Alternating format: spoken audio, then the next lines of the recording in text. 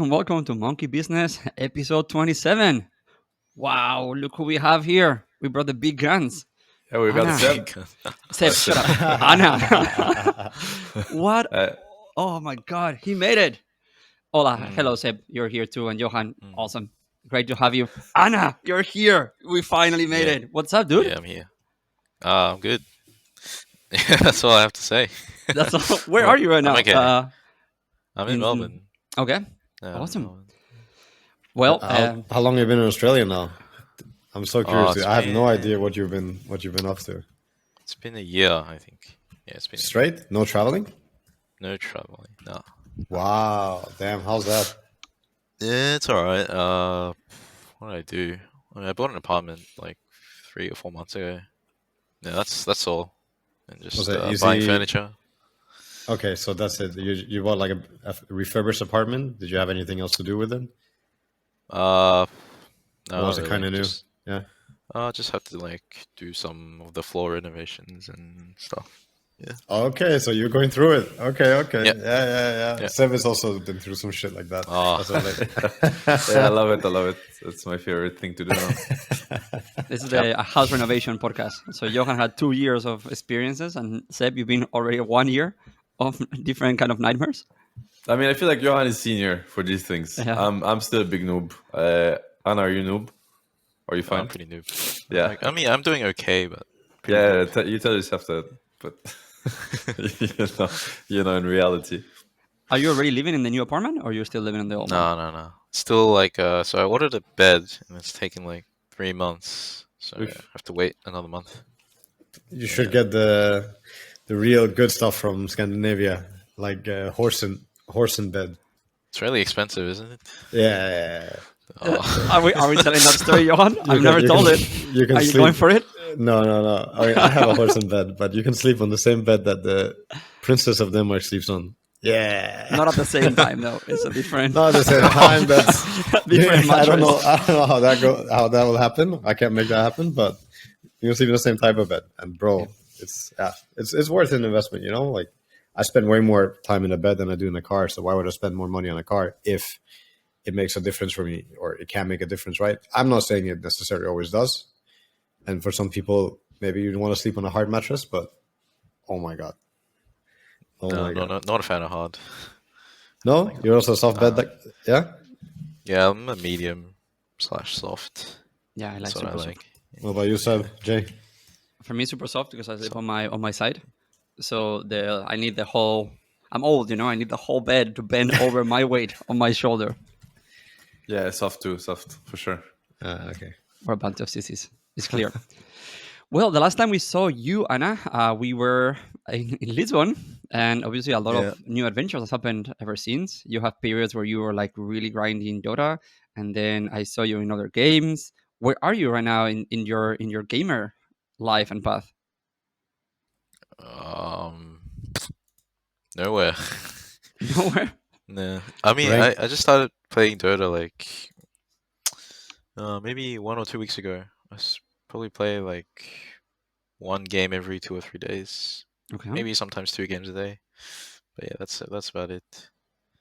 Are you enjoying the game? Are you considering Oh. like playing it like professional? Or where are Dude, you? you weren't. He wasn't even done with the question, and then you snapped at the question already. He must be. It looks like he is. I mean, I only play when like some other friends are queuing and stuff. That's the only time I queue, and it's okay. Like if it's like by myself, I can't play. It's really hard to play. But a few months ago, you were playing a lot. I remember seeing you Yeah, online all the time. Yeah, I was playing a lot, and I think Thompson was also when he was playing as well in C. I was queuing a lot. I was playing a lot actually. Played, like, Did you 8 match games a day against or something. Topias a lot, or what? Yeah, against him and with him. Yeah, you did. Every game. Pretty much every game. Oh, that's great. Damn. Mm. Rank 1 Maple Story yet? Oh, getting there. Oh, Slowly. you're still on it? You still play? Oh, yeah, I still play like I play every day. Oh my god. I have a lot of people. I have a lot of friends that play, so it's fun. It's good fun. Damn. I can never stay on the grindy games, man. But Respect. What about Just gotta- what about the Valorant? Weren't you pretty good? Yeah, it was okay. I got pretty bored with Valorant. Yeah. So I just play like Maple and like started playing a lot of poker, like a lot, like maybe like twice, 3 times a week. Yeah. If you need boosting in CS:GO, Ceb and me, we have a service. Wait, have did you? Uh, Didn't you used to play CS:GO a bit? Like as just like chilling, right? You did, right? Yeah. But Then I went to Valorant. did we ever play together CS:GO? Of I course. can't remember. We did in the What? house. Dude, Dude. Oh Yeah, yeah, in that's- Lisbon, of course. The McFlurry, yeah, bro. yeah, The yeah, McFlurry. yeah, bro, right. bro. Oh my god, we I were forgot. shooting each other in the head. You don't remember? You and I, we if we were went to the carrying same his site, ass. it was such a disaster. It was so bad. I was I had to- 2-1 and Ana. Had to carry them so much, man. My back still hurts actually. Just because you're old. Nothing to do with them. Okay. Have you seen how Anna's definition of playing a lot is like, no, I really play a lot. I play 3 games a week. So Yeah. how is playing a lot for you? Yeah. How are you with that? 3 games per hour. Yeah, 3 games in the lunch break. Yeah. Dude, after the major, have you like calmed down or no? You still... Yeah. I calmed down for a while, and then like last 2 weeks I've been playing like maybe not 2 weeks, maybe a week and a week plus. Been playing a decent amount, and then I'm planning to stop again. I'm on and off now. Okay. Yeah, but Topias was playing in EU, so I was trying to snipe him. That was fun. Yeah. I was trying to snipe him and make him mold, but yeah. Dude, I have Thompson on every single YouTube short. I don't know if you guys are using YouTube on your phone, but now I'm getting spammed with Thompson shorts all the time. Yeah. He has great highlights. You saw the one yesterday with the rune. I saw I don't know. he put Milan on his dodge list yesterday, so that was fun. Oh, I saw that one. Yeah, I saw that one. That was fun for me. He got the press kit and Milan on his dodge list. But Topias is so nice with people, you know. He's like, oh, okay, I'm gonna put them here. I feel better, you know. It's like it's not savage. It's like it's a peaceful way, you know. So that was fun. That was quite fun. Do you follow any of the Dota right now, Anna? What's happening around the world? You mean the matches or? Yeah, the DPC or... Yeah. Bit of OG C. won the major. Yeah, the major, I mean, I yeah. definitely got that one. Oh, I missed it. No. Yeah. A little bit of Dota. Mainly C. Yeah, mainly C. Does it speak girls your interest? Oh, fuck, I wish I was there. You saw Ceb playing. I was like, this cannot really be that hard, you know? Ceb Yeah, is winning. if he can win. With Wind Ranger. Come on, everybody in this call thought that. Don't thought it. But that was the surprise angle, you know? Yeah. Yeah. I was like, what? Step standing in? You won the major? What? Yeah. Get me in, dude. Ceb plus 5. Oh, well, man. +5, +5. That's a big... I played a 2 big games statement. of Wisp and Jakiro, and then I got wrecked, and then I just played Wind Ranger and Monkey for the rest of the tournament. Mm-hmm. I was pretending to be +5 so hard, dude. You have no idea. Always had a sentry and an ops ready in my inventory, so I can't get flamed. I'm like, well, I'm on my way there. First, I'm just gonna shove this wave, and then I'll place this ward.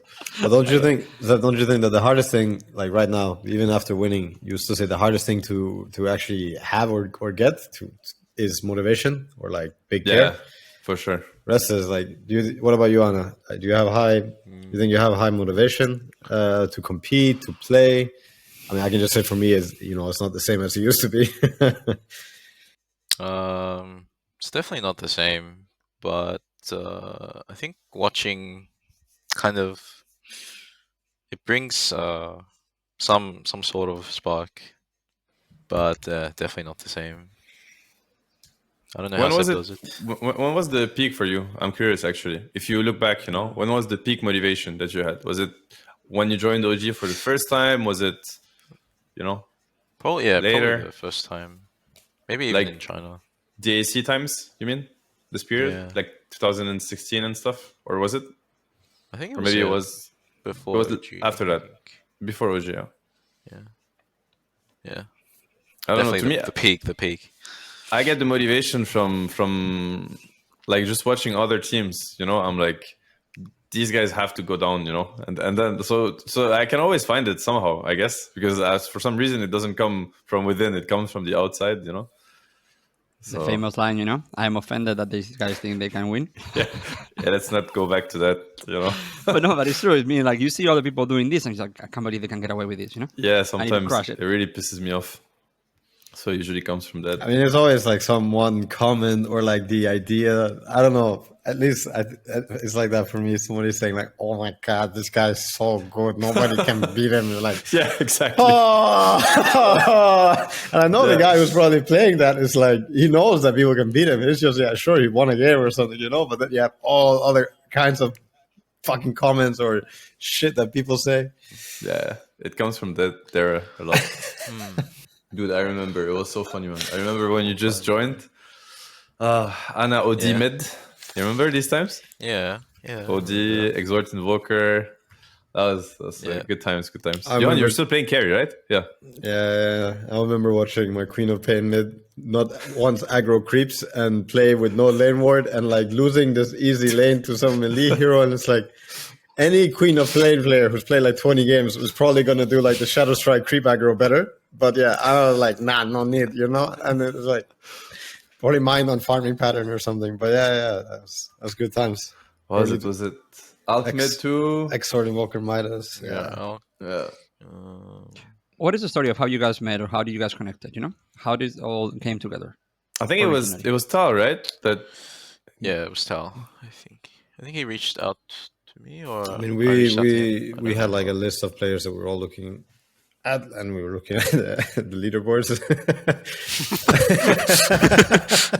And yeah, Tal had I don't know if it was through someone he knew or if it was through Ebony, but I don't know, because you were in IG, right? And I think people in China put in a word for there was somebody had put in a word, I think, too, and said, look at this guy, and we looked, and farming pattern was very nice. The mid game, late game was very nice. Early game was absolute trash. You were like, can't work with this. Oh my god, dude. There's not a single game where he wasn't 0-3-0. Like, the early game was so shit. 15, the game is just over. Every game, it was so funny. I remember watching these scrims, I'm like, oof. But a lot of wins, though. A lot of W's. How old were you when this happened? Very young, right? 16?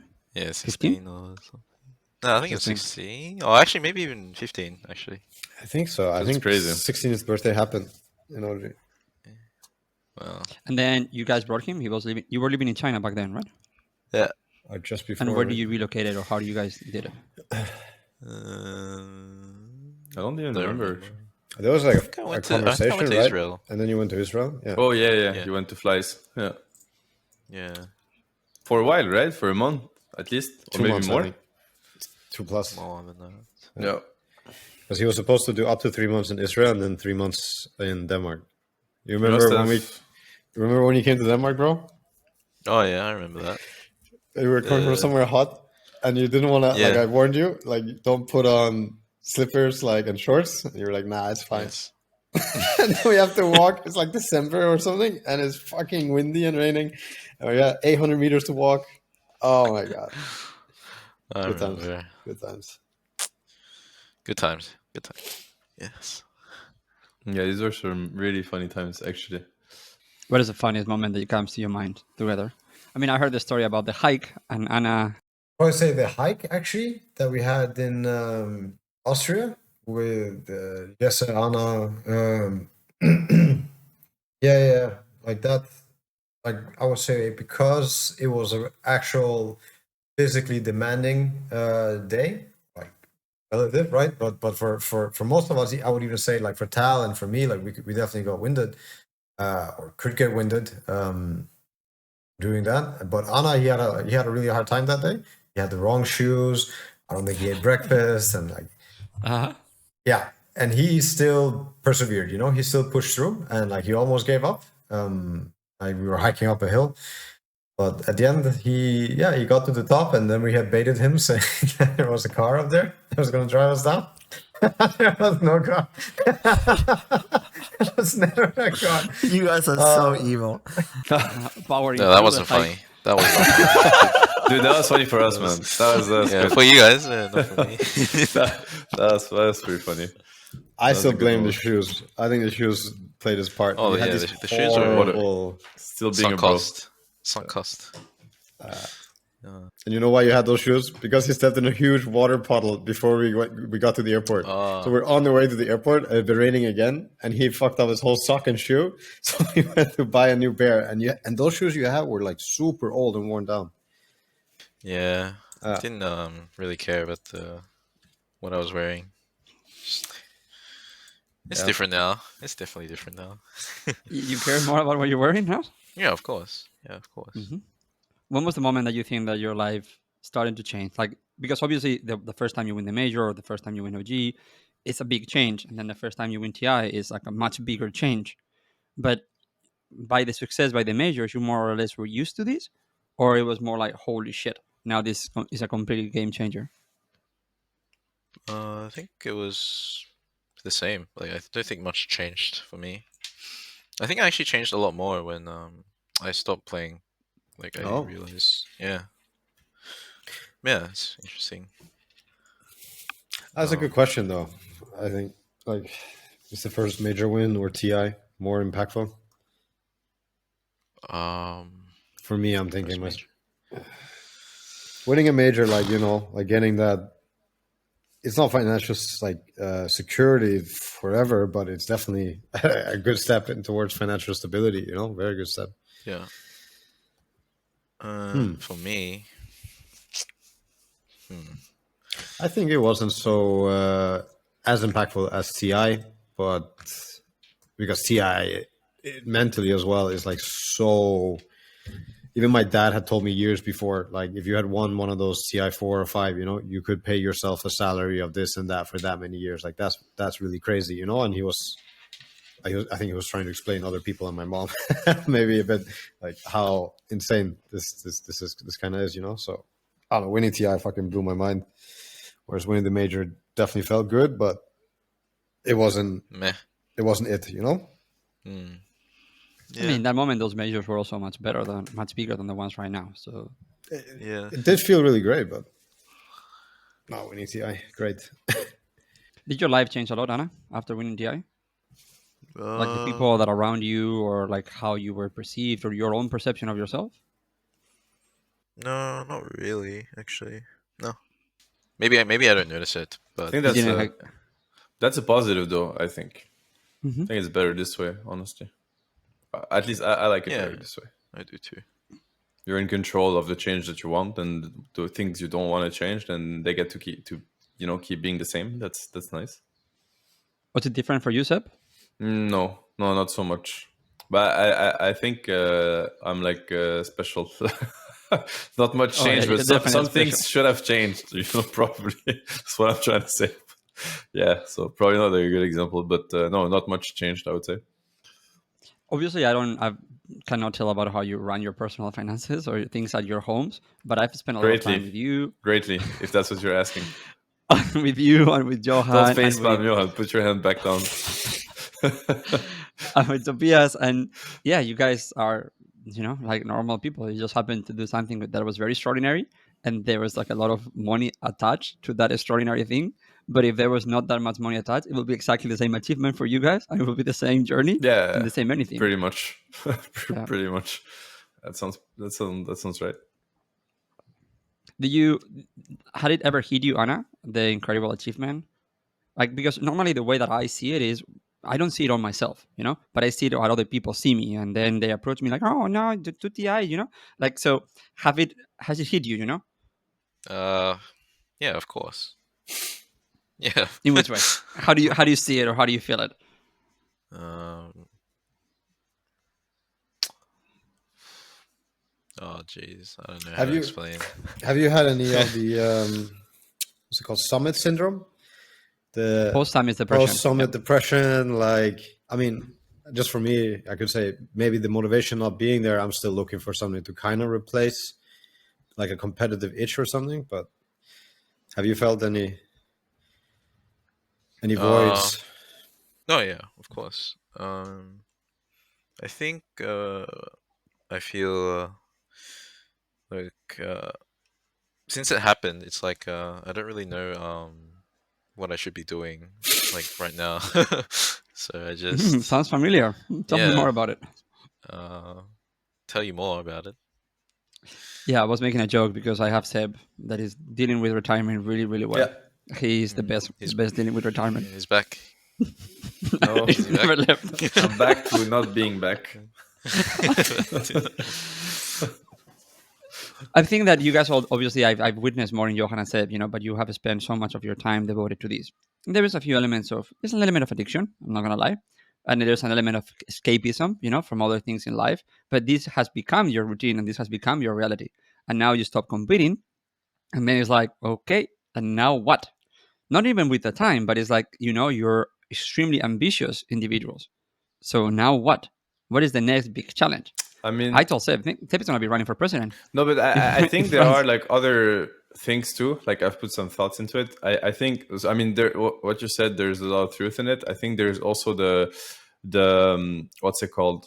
Like the excitement kind of and the simulation, I think, that you get from anything that you're able to do at a high level. Because like the way I look at it is whenever you're trying to get really good at something, obviously, the beginning of the journey is probably a little bit, very tough and hectic and ungrateful, unrewarding, kind of, like you put in a lot of work and you don't get much in return in terms of self pride or whatever, if you're being proud of yourself that you're getting some and stuff. And I think at some point you get to a point where it's more about kind of enjoying, and it's very subtle things, like you get to the what could be a nice way of putting it, like to the nicer layers of your discipline, where it's not just about grinding or not understanding, being clueless, being lost, confused. You get to that side. Yeah, and to me, I feel like it's also something that's maybe hard to give up, because sure, you could start over, and I think there's a lot of cool things about starting something new, and that's fine, but it's gonna take a while until you get to the honey part, if that makes sense. So I think that at least I know that kind of weight in the balance for me, putting thoughts into it, and it makes the whole grind also more worth it in a way, like all the suffering, like all the losses, like the 10 years of like I mean, I don't know actually, like how long what kind of period do you guys consider it's been, the tough period before getting to success? I'm quoting the word, but whatever you considered, okay, I'm happy with where I got now, whatever that is. The moment I installed the game, the whole part was misery until the end. Yeah, until the end. Oh, come on, man. When you won your first major, then it must have been like a period. To me, I think it was like 10 years, like legit 10 years. How long has it been for you guys, would you say? I don't know. I would say like my Dota time was so rewarding. Like even though it was a lot of punishment and pain, it was like constantly rewarding, fun. I would even pay to do it. I was happy to do the sacrifices I was doing for Dota. And then that started like getting a little different around 2015, I guess, like TI5, losing another one, TI6. I mean, TI5, definitely. At that moment, I was like, holy shit, this is worth it. But then back to like better things, blah, blah, blah. I'm not sure if that's the right way of answering your question, but like, say the honey. I mean, the ultimate honey phase definitely came TI8, TI9, 100%. Like that was the peak of the peak. Like that was professional, like ecstasy, like actually doing all this holy shit, 30,000 hours of doing the same thing. And then finally, like actually playing the best Dota that humans almost can play. Or like you get that feeling like this is the best Dota I could play. And the people around me on the same level, blah, blah, blah. Wow. Like that's what made it all like come together in a way, I would say. So very rare moments, very short, but that was my honey for sure. Hit some good variants. So what about you, Ana? I think for me it's been pretty smooth sailing. Like,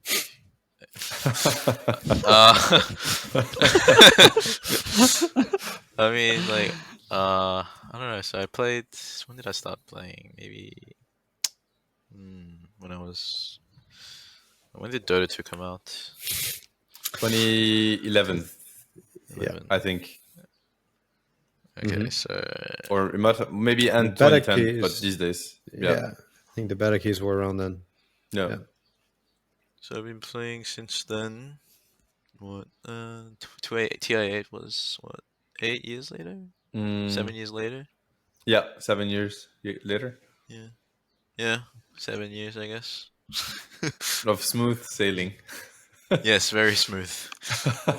Yes, very Yeah, smooth. yeah, that sounds about right. I guess it was smooth after like 6 years. Yeah. I can tell you who's going to have the same answer and probably even more confident. It's Yeah, going to be Thompson. for That's sure. some smooth Yeah. sailing, bro. Very Oh my smooth. god. For what you said, Ceb, to keep on piling on or just continue. So it's true that at the first, let's say that is the technical aspect, you know? Can you technically achieve a level of mastery that allows you then to enjoy the game, you know? It happens in performers, it happens in all the other places. So now you are faced with, you lived a very heightened and adrenaline filled life. There's not many things that are going to give you that spike of adrenaline that walking in a stadium with thousands of people cheering for you and knowing that you're playing for $10 million, you know? Yeah, and Like, knowing that you belong there in a way, you know what I mean? It's not like you're just not like, I mean, I could walk in a football stadium, you know, get my way in somehow. But I know that the second the game begins, troubles comes, you know, like Dota Stadium, I'm like, well, it's fine, you know, like I can walk on stage and I mean, whatever happens, happens. But yeah, that's but the you're gonna nice have to part. learn how to rewire yourself to other kinds of. I'm not trying to drive the comparison, even though I'm about to do it. There's people that sometimes go to war and go to things like that, you know, and they come back and they don't know how to adapt to their whole new or peacefulness, the slow, the speed, and they're like craving that adrenaline. Rah! Do you crave the adrenaline? What is the thing that you crave the most? The adrenaline, just the competition for like the more pure simplicity that I can beat you, the friendship and the companionship and the kinship with your teammates. What is the thing that you miss the most? Hmm. Yeah, maybe to me, I think it's the challenge part. Yeah, the challenge part is nice. And of course, like sharing it, this being like a human adventure, you know, if it was like just like completely lonely thing, I don't know that I would enjoy it as much. But yeah, that part, like the chat of having people with you and then of having also people trying to take you down, I think that's kind of cool too. I guess it's the competition, honestly, at the end of the day. I think that's the nice part. What about you guys? You want to start, Anna?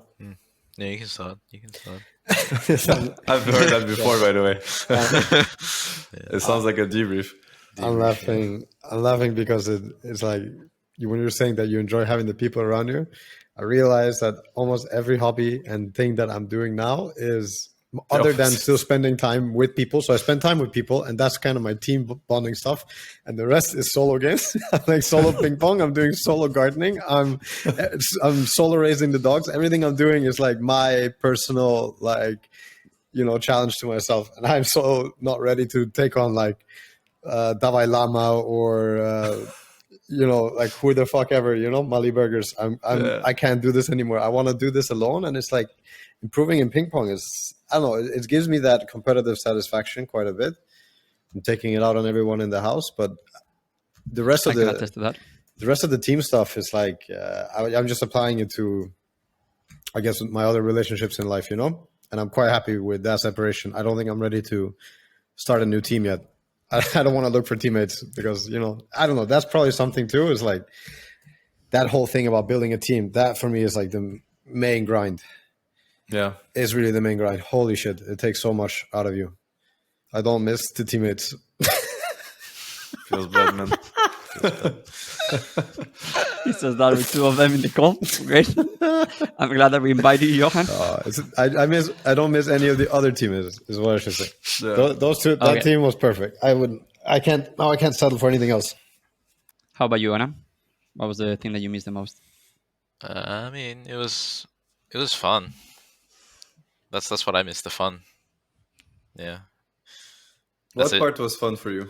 Which were the fun parts when you look back at it? I think the thing I miss the most actually is like when like in my early, like the start of my career, like there was a lot of like the third-party tournaments that I really enjoyed playing, and now it's just like, oh, you play a 10-week league to go to the major, and then you have like 3 tournaments a year plus 1 TI, which is pretty like, I mean, it's a bit sad, but what can you do? It's definitely not the same. It's not the same. I mean, yeah. I feel like, yeah, it's so different to having teams from all over the world kind of ready, practiced. Then the tournament just starts. It's gonna be like super packed. It's so different than having these games every week, man. It's it's for sure. I think hopefully there's something they change in the future about it, but at this point I don't know that they will. But who knows? Oh, unfortunate. So Yeah. I have a question for you guys. So how come you guys don't really message each other or talk to each other or hang out with each other or meet each other in person? We It is can't. something so It's weird. hard, isn't it? It's not that hard. I mean, Yeah, we're to kind of meet far, each other. Okay, we're to kind of meet each far other. away. Yeah. We're kind of far away. Yeah. Okay, so Ceb, when was the last time you messaged Ana? I think after the major, we texted a bit. Yes. Yeah. Yeah. And Johan, when was the last time you messaged Ana? Last night, he doesn't answer. I think I have the wrong number. I write him every night. Every night. No, I think it was around the birthday or Alan's birthday. I think I got a notification or something, or I don't remember now. But it's been a while, definitely. Yeah, it's been a while. But You guys share. I'm really bad. Like I'm really bad even talking to my family and talking to some of my close friends when we're far. I like making plans, I like meeting up, but I'm not good with the phone and like keeping in touch with 30, 40 people. Like, I don't know. That's one of my PTSDs from all this esport gaming and global living. It's like I can't take it anymore. Like the notifications and the messages and some of these things is like, holy fuck. I love muting WhatsApp, I love it. Dude, it's funny. I have the same actually. Do you have the same, Anna? Maybe it's not a me problem. I thought it was my full PTSD. I want to be in this world. I want to be in this think? life, and like notifications are my enemy. Dude, thank God I'm hearing that. Actually, this makes me feel better about myself. My phone is all white and it doesn't have notifications. It never rings and it never beeps. And it never vibrates. Yeah, but then the problem if I do that is like I'm never gonna answer anyone, and I'm already not kind of doing it. If I want, when I click WhatsApp, then it opens and I can see it on my time. Yeah, exactly. Otherwise, it's overwhelming. Yeah, exactly. It's like you said, it's much easier to Look set at me, yourself look at me, for look like at 10 me. minutes of doing dishes or 10 minutes of doing work. Yeah. But like when you spread it out like to 10 potential meetings anytime during the day or like 10 potential tasks to do, it's like, It's stressful. It's so stressed because of, I think, esports and doing it for so long. I don't know. That's not how I work. Do you have the same, Anna? Or are you good with this? No, I don't get that many notifications, so it's okay. I'm gonna give you some. He answers me very fast. Anna also answers me always like with a very short time. So I know you see the phone. Yes. Johan, no way. You're not getting Johan on the phone. If you drive to his house, you'll be like, "Hey, what's up? Come over, let's play ping pong." Higher chances. Yeah. But it makes sense, like I think in a way it's an overcorrection because you lived so long in a specific paradigm. And now you're all like trying to move completely the opposite. For example, you used to spend all the time traveling. Ceb is like anything you want to do in Paris, I'm game. I have no interest in traveling anywhere else. Johan, no way, you're not getting him out of Lisbon. Now with the puppies as well, so he has a more sedentary life. And Anna, you've been there in Melbourne for like a year and a half without living. Without living? Without like not living, like leaving Australia. Oh, leaving. Departing Australia. Dude, I'm the French guy in the call and I'm not the one getting the flag on the accent. That feels good, man. I can't wait to get That's Tito a on. W for all the French people out there, by the way, guys. We made it. When are we getting Tito on this call as well, dude? I need some Tito on in my life. Tituan is the same thing, He's like living a different life away from gaming. He needed, I think, to find himself and such. Yeah. I remember when I talked to Jesse after he retired, he told me pretty much the same thing, It's like, hey, I know who Jerax is. I really want to meet Jesse, And then he went back to play DPC in NA. I found myself. I'm just kidding. Question mark? with Boba. Did you check some of the EG games, Anna, when you knew that Jesse was gonna be back, like out of curiosity, or were you not watching Dota back then? I mean, it wasn't so long No, ago. I watched like the highlights. I watched some of the highlights. Yeah. And I was like, yeah. That's funny. Well, It was like, yeah, well. No, man. I don't know. Like, I really think. I mean, we were talking about like the good moments and stuff. Like, definitely. I mean, I felt like I was kind of realizing it while we were playing all together with that team. That team was special. I remember I even tried to voice it. I'm like, guys, like this is a bit unique. You gotta take care of it and stuff. But yeah, this was the peak too. Do you remember when you met Topias for the first time? You know, it was in Berlin, right? For the TI8 bootcamp. Yeah. Like back then, if you look back at it, how do you go? Like it felt like you guys got along really well right away, right? Or wasn't it? I mean, you were both kind of a bit shy, maybe. Yeah, it's definitely. I don't know how you remember that. You were like kind of like not stepping outside each other's boxes, and like yeah, you were just like well, hello, you know.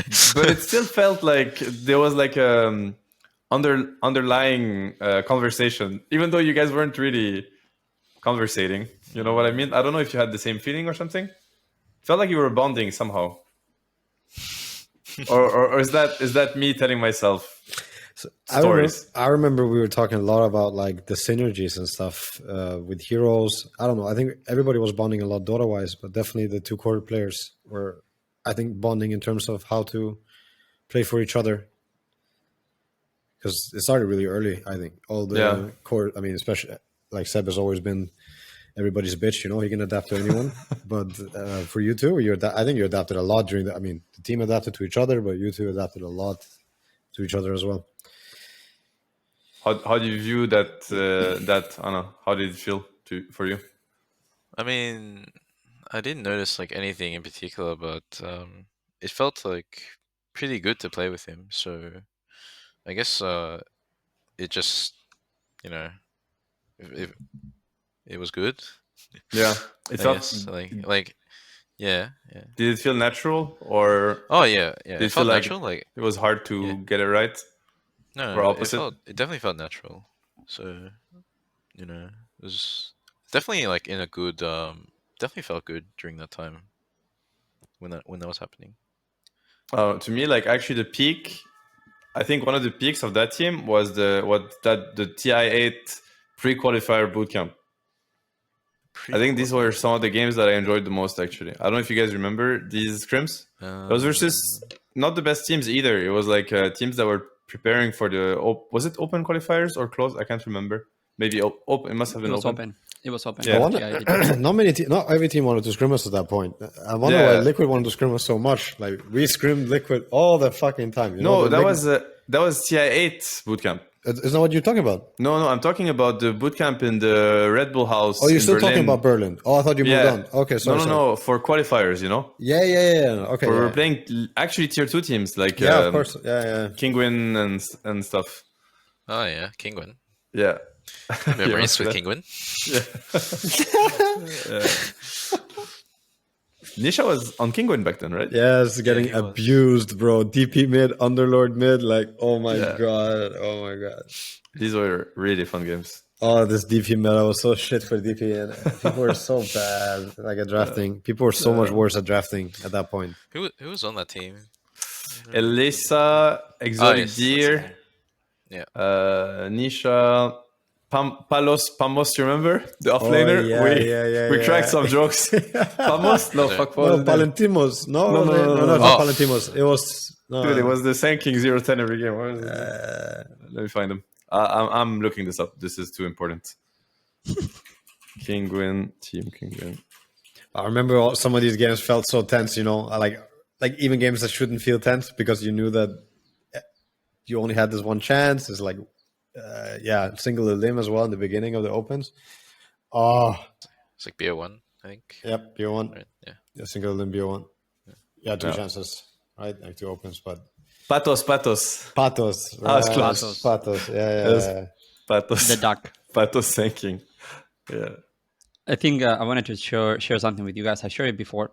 I think there was a moment where we were playing, I think, the last TI, that Topias turned around and said, "Yeah, this is not Ana and Ceb." Yeah. there was just an honest moment where it's like, it's not gonna be the same, you know. It's gonna feel harder. Dude. And it was just a very simple Topias line, you know. Yeah, this is not Ana and Ceb. Yeah. I don't know if you ever had the conversation with Topias Ana, but it's like after this whole period when we tried to play with other carries and stuff. Man, Topias was like, oh man, he missed you a lot. I'll just put it this way. After TI8? After TI9. Oh. Oh, actually, I mean, there was the same period after TI8, right? before you joined again, but after TI9 also. Actually, maybe it was after. I mean, it was both. It was both. I remember. So me, I was only after TI10. So when I heard him was when we were like about to go to TI10, you know? I think there was like a few rough games at the beginning of the group stages, and that is when it clicked. It's like, okay, now not sure we have all the ammunition that we once had, you know, to win this all. Yeah, well. He missed a lot, Jesse. I think the connection with Jesse was very strong for Tobias. It's Finns. The Finns. The Finns bond. Finns. Yes, he went to Well, Malta. Ana, Yeah. I wanna bring this conversation, which is obviously very funny. So suddenly you see that Jesse is coming back, and now Tobias says he's coming back, and Ceb not coming back, not leaving, just somewhere in the line, you know. I'm retired. Hello. And then the messages start floating. Mm-hmm. How was that period?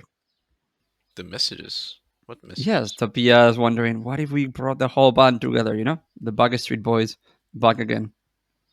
Well, when was this? When he moved to Malaysia and he started playing with you. And you were wondering, what should we do, you know? Should we join another team? Ah, right. Yeah. I was because I was playing a lot, right? So I was like, yeah. And then like there was this one game I played, and then I called it quits after that. It was, Wow! One game. I think don't speak. You would be the same. You would do the same. It was. I think I had. I think it was like Pytechies on my team or something. But it was. I had like a bad string of games that day, and I was just like, okay, I don't want to play this anymore. Then I yeeted it out. Yeah, and I think Topias was. What happened? Can you? Then you can't just say you eat out. There's one game with Thai techies. Like, you have to give me some backstory. What did he do? Was it elephant mount? Like, did you do something to the elephant? Like, what happened? I don't know. I don't remember. I don't remember. Damn. I'm sorry. I mean, I was playing Morphling or something, and then like he was in my lane, and it didn't go well. Like I was playing against the when the Primal Beast came out. Oh my god! Oh, like, now the story's coming together. I started getting it. Primal Beast laning phase experience. Yeah. I was streaming as well some of these games. It was fun. Like, not your games, but like against Primal Beast. Good times. Primal Beast. It's getting Primal Beast every game. Yeah. No, but I think playing Dota right now is really rough, like for a lot of people, and I think having to deal with shit like this, like when there's like a lack of. I don't know. All the professionals agree that it's less hype, it's less good, it's less this and that. Yeah, it's like I was like really didn't really want to play pubs. Like I came back, I was like, all right, let's give this a try, blah blah blah. Play some pubs, and you're like, okay, fuck, no, I don't want to play this shit. Meanwhile, Ceb grinding. Yeah. Ceb, what do you get out of it? Like, you still have to love it, right? The pubs? Yeah. Yeah. I mean, dude, I have never found the answer to that question. I'm kind of still looking, but no, I mean, I definitely get things out of it. I don't know. I get smarter about the game. Yeah, I think it's mostly that, and there's also a lot of little wins that you can focus on. I just focus on the little wins, you know. Like, I just smashed some carry, and he has like a series this afternoon or something. I don't know. I just like it, you know. I'm like, I just remind people. I don't know. There's like a lot of little wins that you can get. Of course, the game is a shit show. Every game is a shit show. Come on, every pub game is a shit show by definition, you know. But there's the little wins. It can be something on the lane, something in the game. Sometimes you meet really funny people. Sometimes it's an awful experience, but then you dealt with it better or worse, whatever. Teaches you a lesson. I don't know. It's tough. I'm not gonna lie, you know. But yeah. You have someone nice in your lane and just being funny and being charming, even though he's not very good, to get to enjoy the experience. And you're like, oh fuck. Yeah. I'd rather you be an asshole and just be great at the game. No. I like the funny guys for sure. Like, the worst is bad and acting cool. Like, these guys, I can't. I go ham on them.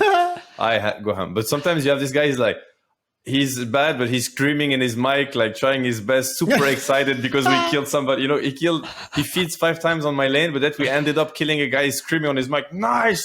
You know, you can't hate this guy. Like, this guy's awesome. You know, then he's my friend. Like, we're just trying our best. You know? it's good. It's good experiences. Yeah. The game's fucking over minute 5, but it doesn't matter. Like, we're having a good time. They've tried in different esports to figure out what system could they have in order for pro players not to have to grind pub games, but they really haven't found one, because it's such a different experience, organized games, versus the pub games. But there's like IXDL, it always dies, right? In NA. You'd enjoy playing that more, you think? I think I enjoy IXDL, yeah. No.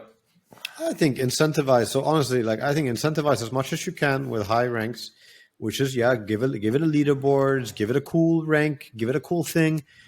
Screw it. If you're in the top 100, you get a crown in the game. Something cool. Incentivize whichever way you can. And then I think the hardest punishment is timeouts. Literally, kids. This is what worked on Dota League. It worked. It worked on Dota League. You got 3-4 reports in one game. It's maybe it's not an AI. It's pretty automatic, but it's you pissed off 3-4 people in the same game. Timeout. You don't get to play for 2-3 hours. These, I think people start behaving real quick, or find a way to It would work on me. You start behaving enough so that you don't get the 3-4 reports, which is then you're gonna have to be pretty mannered. I think there's a way. Just timeout. It actually works. Yeah. That's how it used to be in these in-house leagues. Yeah, and when you're 5 and your mom will put you in the corner, timeout. 1v1 mid? 1v1 mid? 1v1 mid, yeah. Yeah, and then they both get a timeout because all you need is 3 reports. You all chat 3 this guy, 3 this guy. Awesome. They both get to sit in the corner for the next 3 hours. Great. Do you think that Mali Burgers and Milan will make it to that league? I think you put them in the same corner and they will never, ever all chat again. That'd be nice. Oh man, you actually can put them in the same chat group, vent it out, I should start talking bad about all the guys that reported them, get it out of your system, Have you ever been chat muted from Dota, banned from chatting or from I writing? don't think so. Yes. Yes. Me Yes. too. I think once or twice. Yes, for a day. But it stopped. They did something with the system, then it didn't happen anymore. Yeah. Oh, I got low priority too, a couple times. More than a couple times. With my bros playing SD trying to win. That's the only time that I've actually played with you, Ceb. Oh, I've only played with you one came game in to my life. Get me out of the low priority, right? Yes. We carry you out of low priority. brother. Carry you out. We participated on the experience. That was nice. Yeah. That was nice. It was. I don't remember who you were playing. I was playing support, and Charlie was playing Juggernaut because he was the only hero, and I was playing a support. I don't I remember. think we lost the first game too, right? No, didn't we? I think we lost. I think we won. Wait, You the first think so? the first one, I think we lost the first one, and I was full despair. I was oh my god, another one of this. Dude, that was a tough time. I'm telling you. Then after that, I behaved for so long. That's I always tell people, I live with these guys. I only play one game in my life with one pro player, and it was safe to take him out of to low be priority. fair, if Ana was still around, he would play, right? But I dude, you have to understand, I must have 10 party queue games in my entire Dota time. Ana's more of a party queue guy, and Yes. Johan 50-50. You play party queue, Johan, right? You don't mind it. And I was not so much of a party cure for most of the time, but then at the end when games were just so fucking despair and the teammate experience, then I really wanted the party queue. And but yeah, I also think just solo queue Dota is what it really should be about for self-improvement. If you're going there to self-improve, you can go as 2 and you can do this and that and live in your own world, blah blah blah. But for me, pub is a mute experience if you really want to self-improve still, I also think it's healthy to practice doing the right thing without communicating. You can actually get it, a ping can be enough. Setting up this gank, 2 heroes just doing the thing that they're supposed to do together. I think it is a better pub experience. And once it starts becoming a communication game, it's people don't always get along. People don't have the right way to talk to each other and the patience and so on. I can see why you're doing just solo activities now, Johan. You're done with people for a while. So, I also think the TI8 and TI9 project, what was so good about it and cool about it was that we had all been in a team together for 2 years before this, with Ana, with Jesse, with Ceb, and I, 4 people, several years. And then Topias came in and was a very, very, the best vibe to have as a person who wants to listen, learn, be humble, but still remain like confident and speak his mind. And you can ask him any question and he'll answer. This, I think, was big part of the success. I don't think you can just get 5 random dudes together and expect also, like 5 random dudes. But like I say, also for TA10, we didn't have that. We had quite a bit of experience with Martin and then less with Sumel. But yeah, I don't think you can just expect necessarily the same thing because we went through a lot those 2 years as well. I think the major wins, I think the TI loss, I think the DAC loss, I think all these things played a part in both the TI8 win, but also very much the TI9, run, whatever. I mean, I think a big part was that in hindsight, people were quite selfless. Right. In the team. But I think that was also built. I don't think that came overnight. I think that was... Sure. But they agreed to be selfless at least, or to, Yes. Yeah. But these are lessons learned over time, I think, as well, and experience. And I think it's quite, I mean, maybe people don't always think about it. I don't always think about it, because the story is like, wow, new team TI8, but there was so much foundation, I felt, already. For sure. And it's always going to be easier if you're the 5th dude in a group that's like that to also be like, they have a system and stuff. That's cool. Whereas if you're 5 new guys, like, does he even know what he's talking about? So on. Yeah. I checked my pub stats. Ana, you're my highest win rate overall, actually. Number 1. Oh, really? Oh. Yeah. Ours is abysmal. And Johan is one of my worst all time. I think I'm at minus 50 games lost, differential with Johan, and I have plus 50 for you or something like that. But did we used to party queue a lot, or was this like we just queued into each other's? Like, what are all these games? I think it's definitely more like queued into each other. Queued into each other, so it's legit games. Some party games. Yeah. Some. I'm sure I must have party queued you a lot when you didn't want to play pubs at TIs. I'm like, hey, you want to play? Yeah. Yes. This must have been one of the strats. I'm like, Johan, I want to play a game. I don't know what happened. No, not really. Because I used to play a lot of solo queue. Like, they were like before TIs. Yeah, they were. But at TIs you wouldn't play much. Yeah, I don't know why. I mean, I became the same actually. Like when I started in these big tournaments, I would play a lot. Now, like for instance, at the major, I was not playing a single pub. The whole maybe once sometimes, but very little. I changed. Changed. Yep. I changed. Believe it or not, no 10 games at the major. That's good.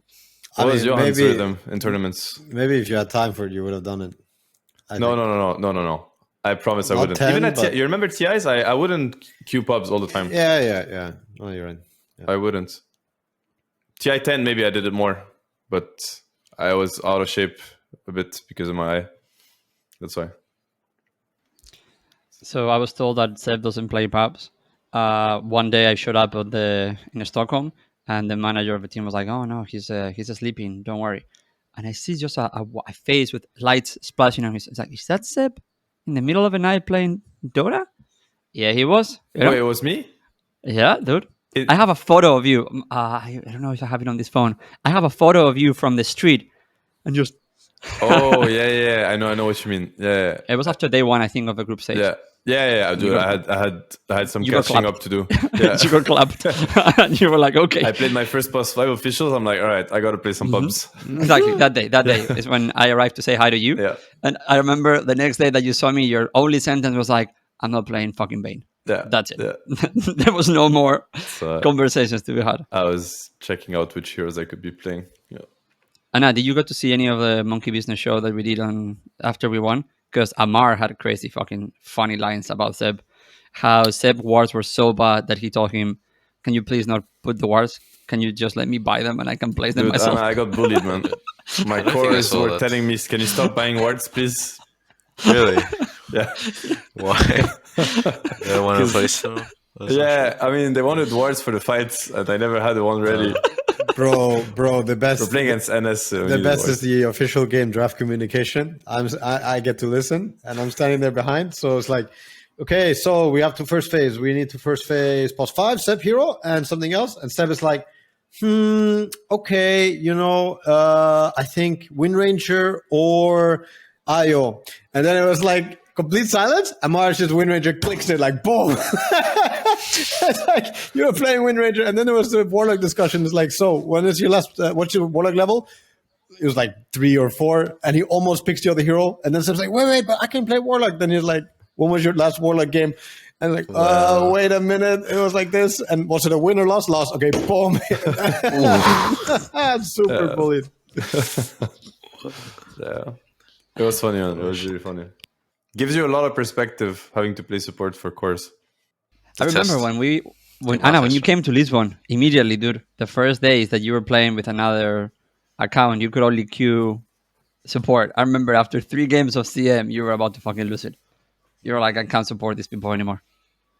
Was it on For's account, I think? Yeah, you were playing with For's account. Yeah, I don't know. Fucking... And you got support 3 times, and you were like, oh my god, I can't do this. Yeah. Ana Nux, Ana Punch. Yeah. Oh, yes. Oh, yeah. Legendary, actually. Yeah.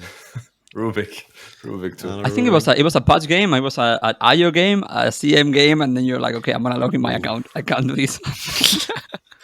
And then everybody knew that you were in Europe playing. Yeah. We told the story how it's very fun for Topias in SCA pubs. Everybody knows who he is, and Topias, you are the best, you're the best, and then they take me all away from him. Yeah, that's classic. That's the classic. Yeah. He's been playing a lot. Yeah. Topias is grinding. I think he's peaking. He's grinding. I think right now he's peaking. I know. He's so good right now. He's so good. I'm gonna tease that the next VMW Road to TI episode is about Topias. Oh, nice. I don't know how much longer he's gonna sit. Oh, that's nice. Ana, what was your favorite tournament to attend or win, or doesn't matter, lose, I guess, but probably losses? It's too many, man. You had to choose one, or like it doesn't have to be the favorite, like one of the nicest ones, whatever. I have to look through my the tournaments I played. It doesn't come to mind. It doesn't come to mind. No, it doesn't. Is that bad? No. Must be a bad sign. No, that's fine. I have a good memory from you, Ana. When I was in Evil Geniuses, you clapped there. It was the TAs and the Alchemist. Oh, I remember being on the other side getting clapped by you. That was Boston Major, I think. TA and Alch, I think. Boston Major. Boston Major was chill. I think Kiev Major Finals was pretty hype. Or maybe it was Kiev Major and not Boston Major. The TA against EG. It was Kiev Major. We were getting owned because we were like losing 20 dudes or almost or something. Then you made a big comeback. You were Timber, Johan, I think. Or they had Timber. What? No, I was Timber only in the Kiev Major Final, I think. No. They had Timber then. They had IO Timber. Maybe I have one more Timber game. No. You're right. They had IODP. I'm gonna find it, dude. What was I playing? I have a doubt. You have a doubt? Yeah. I'm not sure actually. Yeah, you were Timber, dude. Oh, I had another Timber game. Oh, I don't forget these things. Okay.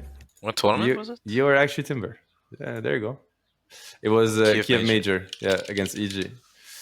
Ana, you were TA. Yeah, that was a tough one. Holy shit, that game. So Melbourne 14-0 and what hero? DP. 14 something. I mean, he was just destroying the game. Had some IODP running around, crushing everybody. And I think the score must have been something like 20-0 in their favor or 22 or something. We just had one TA that was like, Johan was just making space and Ana was getting bigger and bigger. And it was like, okay, time to carry bro because, and he did. So it was a nice game. It was a crazy game. Super tough series. Yeah. So the question then you had, the favorite tournament. Yeah, one of the favorites. I can't really say TI because it's just everyone says that, right? You can. Why not? I don't want to be that guy, You're gonna come up with some stupid MDL X, Dota pit. Yeah, exactly. Yeah. Were you at the Dota pit that lasted until 5 a.m.? You were there, right? Yes. I was. Yeah, we played the finals, right? Yeah. Yeah, and we lost. 3-0 to EG. Yeah. That tournament actually ended at 4 a.m. No joke, and we had Yes, planes at yeah. 7 or something. Yeah, That I was remember. insane. That was insane. But that was a big lesson. Learned that. What? I mean, to me, the lesson was that some teams are gonna be about tech issues and distractions and whatever, and some teams Yeah. are just gonna win. You know, one team had tech issues and got 3-0'd, and one team had tech issues and 3-0'd the other team. So It wasn't 3-0. yeah, it was 3-0. Got smashed. Yes, it was. What? Yeah. When did we get smashed? The Dota Pit 2017. tech issues against EG. Oh yeah, It yeah, wasn't yeah. 3-0. Yeah, it was. I mean, I'm gonna look it up, but Wait. I'm pretty sure it was 3-0. Oh. I think you guys were wait. winning the first game and it got remade. Oh, we were winning the first game like that's 3 or right. 4 of the times, and then Yeah. and then we started losing them, but they still got remade. And we just kept losing harder and harder. Yeah, I don't know, basically. something like that. That was the jig. Dude, so what happens if it was like a 3-2? And what happens to the plane tickets? Yeah, because So, they yeah. wouldn't Yeah. have made it then. Yeah. Yeah. That. Is that your favorite tournament, Anna? Yeah, of course. Highlight. They hired him again for another CS:GO something. I saw him. He was there. He was on Twitch like a couple of weeks ago. Put your No way. cans in the air. Wait, he had the same attitude? Oh, that guy. Yeah, bro, it's the same. It's the same gosh. persona. It's like cyborgs versus Terminators. This is not a game. This is war. Ready to crush enemies. N0tail, Ana, S4, Jirex, Fly, OG! Give us one big bravo! Oh, this guy was What are you talking insane. about? And they had The a host. Oh my god, this host. He's gonna Dude. shout. He drank all the champagne. There was supposed to be winner champagne for EG or whoever won, but he had drank it all, so he was wasted. And came on stage like, Oh, this guy was something else, actually. He was something else. He was like, are you ready for the cyborgs versus the Terminators? This is not just a video game. We're like, hey, this is guy not high? a game. This is war. Where am I? Where am I right now? Dude, this guy, we're like, what is this prank? Who is this guy? Like, and he shows a little bit of respect for the Oh my finals. God. Like, cyborgs, are you fucking kidding me? I gotta say, like, I think the guy was speaking Twitch chat. I think he was in one with the Twitch chat. And in front of an empty, like all empty Exactly. seats. It's 3 a.m. Everybody left the venue. There's nobody. But There's literally the 2 staff guys. You know, the cook because she has to stay and she wanted to go home, and he's screaming. But that's what I mean, dude. To him, we're probably a joke. You know, we probably Yeah. look like a fucking joke. So he's like, why should I take this serious? Yeah, and he didn't. But Twitch chat loved him. Oh, this guy. What a boss. What a boss. What a bu- What are you up to though in life, Anna? Tell me. New hobbies, new anything? Hobbies? Yeah. Poker. Poker's been Yeah? yeah. Don't tell me you gambled money away. Tell me you're in the plus. Yeah. Or- yeah? Yeah. I mean, I don't play that much. It's like maybe like $300 buy-in or something. It's pretty low. Do you have any plans for October, Anna? October. Yeah. Why? No, it's my birthday. TI Singapore. Come with us to TI. Oh shit! Ah, it's in Singapore. October. Bro. Let's go get fat. I want to eat some of that food I've been hearing about. Yeah, come to Singapore. I might go actually. Awesome. Are you guys We're gonna going? do this show. Yeah, we're doing the show live as well Oh. there, and Nice. we might go a little bit earlier to also go to the Formula One for Singapore with Red Bull. Cool. So if you want to join I'm us, going to be driving. Yeah. Oh, shit. and we're all gonna be Oh, behind no. the bed. I'm just kidding. I can drive. Yeah, and I can drive. Yeah. Yeah. Do you have a driver's license? I know Ceb doesn't have one. Me? I'm almost on my full Yeah. license. You have your full license. No, Great. almost. What do you mean Almost. almost? Why don't you have your full So license yet? okay, so they made it so like you get your there's like a red piece and then a green piece, which is like your it's not your full license, but it's kind of your full license. Where it's like you How don't long does it have take? to To get it? 4 years. 4 years. What? Yeah. So No, you're on you your have to have the first one for 4 years. It doesn't take you 4 well, years so to it's get like it. you're on your red piece for It's like a permit. a year, yeah, and then your green piece for 3 years, and then you're on your full license. What's the difference between the second to the last one? It's like you can't drive like every car, and I think you cannot have any alcohol in your body.